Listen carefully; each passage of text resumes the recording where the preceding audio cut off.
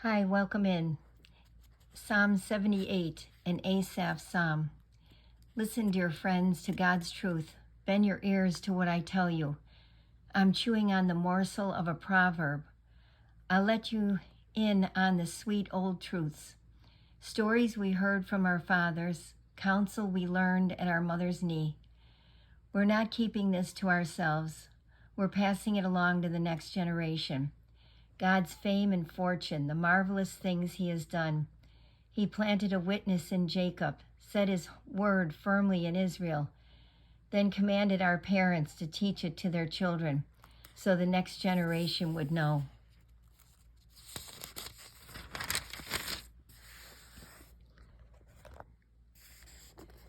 And all the generations to come, know the truth and tell the story so their children can trust in God.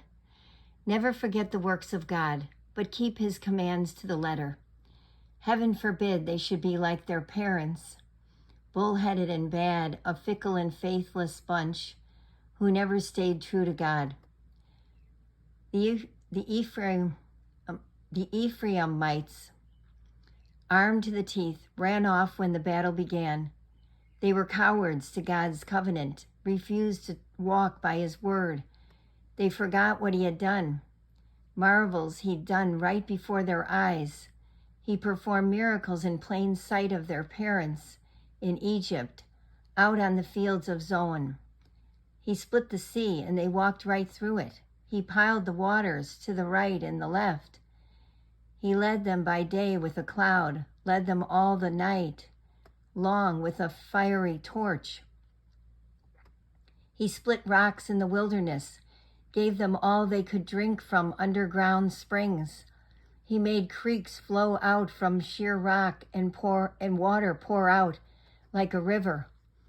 All they did was sin even more, rebel in the desert against the high God. They tried to get their own way with God, clamored for favors, for special attention. They whined like spoiled children. Why can't God give us a decent meal in this desert? Sure, he struck the rock and the water flowed. Creeks cascaded from the rock. But how about some fresh baked bread? How about a nice cut of meat? When God heard that, he was furious. His anger flared against Jacob. He lost his temper with Israel. It was clear they didn't believe God, had no intention of trusting in his help. But God helped them anyway, commanded the clouds and gave orders that opened the gates of heaven. He rained down showers of manna to eat. He gave them the bread of heaven. They ate the bread of the mighty angels. He sent them all the food they could eat. He let east wind break loose from the skies, gave a strong push to south wind. This time it was birds that rained down, succulent birds, an abundance of birds. He aimed them right for the center of their camp. All round their tents there were birds. They ate and had their fill. He handed them everything they craved on a platter, but their greed knew no bounds. They stuffed their mouths with more and more. Finally, God was fed up. His anger erupted. He cut down their brightest and best. He laid low Israel's finest young men. And can you believe it? They kept right on sinning. All those wonders, and they still wouldn't believe. So their lives wasted away. Their lives, let me say that again. So their lives wasted away to nothing. Nothing to show for their lives but a ghost town. When he cut them down, they came running for help. They turned and pled for mercy. They gave witness that God was their rock, that high God was their redeemer, but they didn't mean a word of it. They lied through their teeth the whole time. They could not have cared less about him, wanted nothing to do with his covenant. And God, compassionate, forgave the sin, didn't destroy.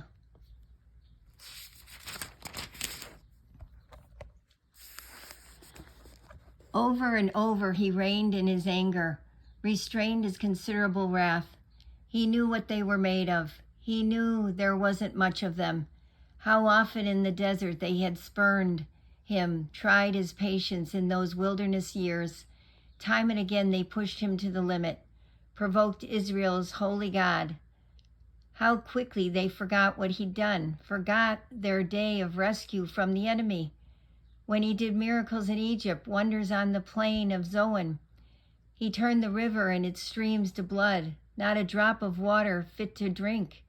He sent flies which ate them alive, and frogs which drove them crazy. He turned their harvest over to caterpillars, everything they had worked for to the locusts. He flattened their grapevines with hail.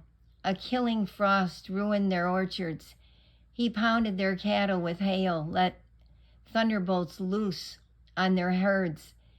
His anger flared, a wild firestorm of havoc. An advance guard of disease-carrying angels to clear the ground, preparing the way before him. He didn't spare those people.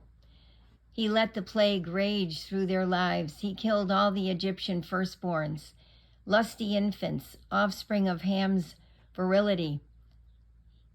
Then he led his people out like sheep, took his flock safely through the wilderness.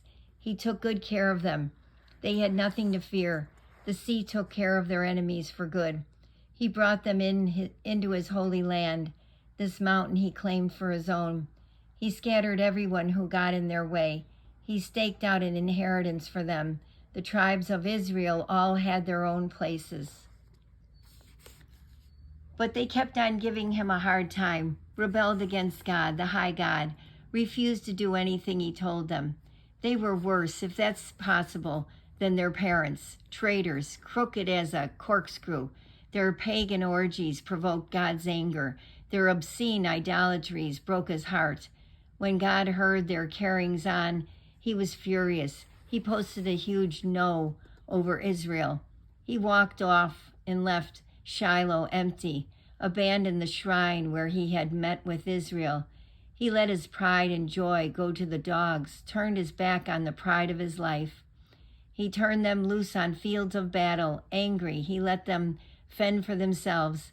Their young men went to war and never came back. Their young women waited in vain. Their priests were massacred, and their widows never shed a tear. Suddenly the Lord was up on his feet like someone roused from deep sleep, shouting like a drunken warrior. He hit his enemies hard, sent them running, yelping, not daring to look back. He disqualified Joseph as leader, told Ephraim he didn't have what it takes, and chose the tribe of Judah instead. Mount Zion, which he loved so much, he built his sanctuary there, resplendent, solid, and lasting as the earth itself. Then he chose David, his servant, handpicked him from his work in the sheep pens. One day he was caring for the ewes and their lambs. The next day God had him shepherding Jacob, his people Israel, his prized possession. His good heart made him a good shepherd. He guided the people wisely and well.